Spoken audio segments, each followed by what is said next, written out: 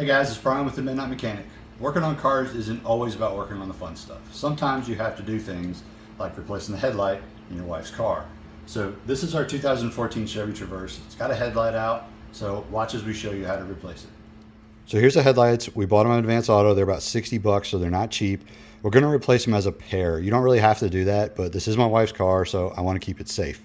The other thing I've heard from people before, I'm not sure if it's true, but they say if you touch these bulbs, the grease on your fingers can make them burn out faster or something. I don't know if that's true, but these things aren't cheap, so better safe than sorry. I'm going to wear some gloves. So now you may open your hood, you look and you go, how do I get the headlight out, or how do I get behind it? Well, you don't. You get this from the bottom.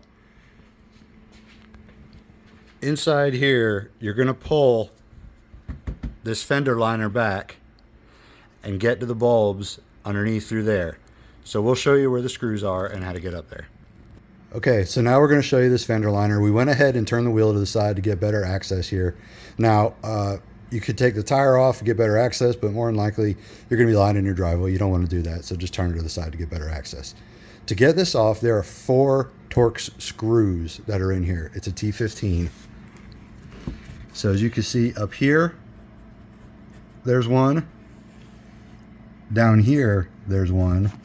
And then if you look up underneath the front, there's one right here over by the end and one over here by the inside.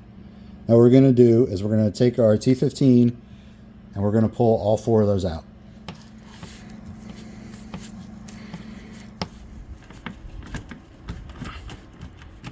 Okay, so now you can see we got the fender liner loose and we went ahead and pulled it back. Here's where the fun begins. So you pull it back and you got to look up in there, and if you see there's a little round cap there, you're going to want to rotate that cap and turn it off.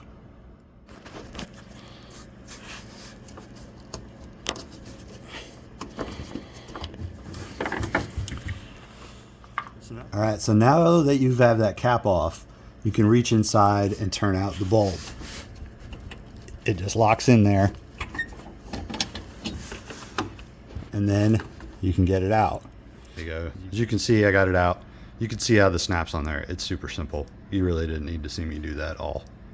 So now what we're going to do is I'm going to get the new bulb, snap it back in, and stick it back up there in that housing. The bulb is in there. So I'm going to rotate it up into that housing, slide it in, and rotate it to lock it back in.